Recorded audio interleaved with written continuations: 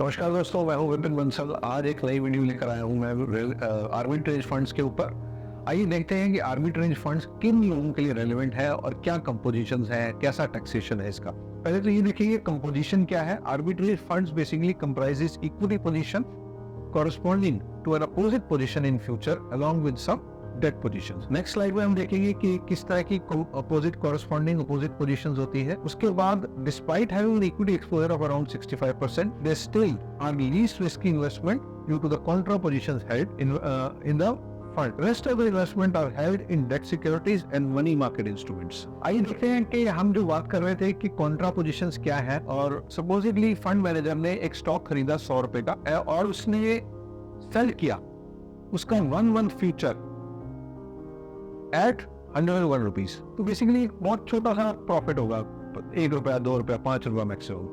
बहुत बड़ा प्रॉफिट नहीं आता इसमें। और ये पोजीशंस कम स्क्वायर ऑफ होनी है at the end of the month. Supposedly end of the month पे स्टॉक राइजेस टू 105 रुपीज, तो उस केस में गेन क्या होगा हमारा?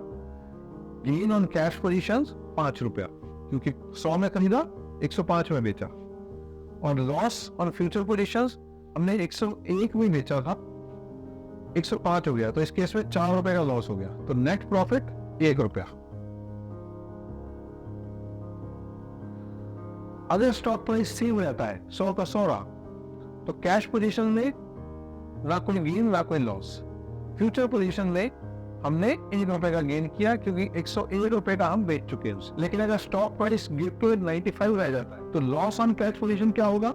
5 रुपया। और गेन ऑन फ्यूचर पोजीशन हमने 101 ऑलरेडी बेचा है, 95 आ गया है, तो 6 रुपए का हमें प्रॉफिट हो गया। नेट गेन 1 रुपया। तो बेसिकली आर्बिट्रेज ट्रांजैक्शंस जो है they seek to capture riskless profit. तो usually there are more arbitrage opportunities in a volatile market. Trending market में आपको आर्बिट्रेज अपॉर्चुनिटीज बहुत ही कम नजर आएंगी। फिर आर्बिट्रेज अपॉर्चुनिटीज को कैप्चर करने के लिए फंड मैनेजर्स को लार्ज क्वांटिटी में ट्रांजैक्शंस करनी पड़ती है, तो इस कारण उनका जो ट्रांजैक्शन कॉस्ट है वो भी थोड़ा हाई रहता है। नेक्स्ट स्लाइड में देखेंगे गोइंग फॉरवर्ड कि किस तरह की रिटर्न्स आती हैं आर्बिट्रेज फंड्स में। Returns from the arbitrage funds range from 6 to 8%। अगर आप गूगल करेंगे तो वो लगभग 6 से 8% की रिटर्न रही है पिछले 10 सालों में। पिछला 1 साल थोड़ा सा एक्सेप्शन था, हायर साइड पे रहा क्योंकि वोलेटिलिटी बहुत ज्यादा थी, 8% के करीब रिटर्न आई। लेकिन अगर आप पुराने टाइम में जाएंगे, 5 साल 10 साल की रिटर्न देखेंगे तो 6.5, 6.2, 6.3 इस तरह की रिटर्न्स आती हैं। तो these funds are ideal for customers who want to park their fund for a short period of time. अगर आपका होराइजन 3 या 3 साल से ज्यादा है तो आपको अपने फंड मैनेजर से पूछिए आपके लिए फंड आइडियल फंड कौन सा है, because this is not an ideal fund for people having an horizon of 3 years और मोर।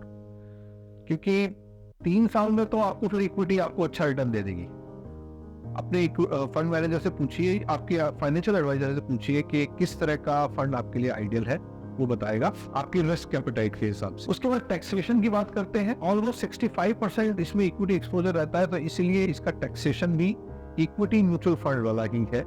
तो अगर आपने 1 साल से कम होल्ड किया तो 15% आपको टैक्स लगेगा as a short term capital gain.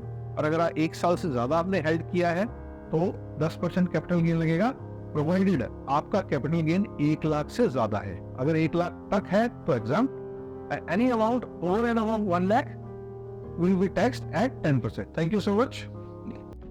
Learn something from everyone you meet in your life, whether they are your juniors or seniors, because nobody knows everything, but everybody knows something. And education and hospitalization should never be commercialized. Jai Hind.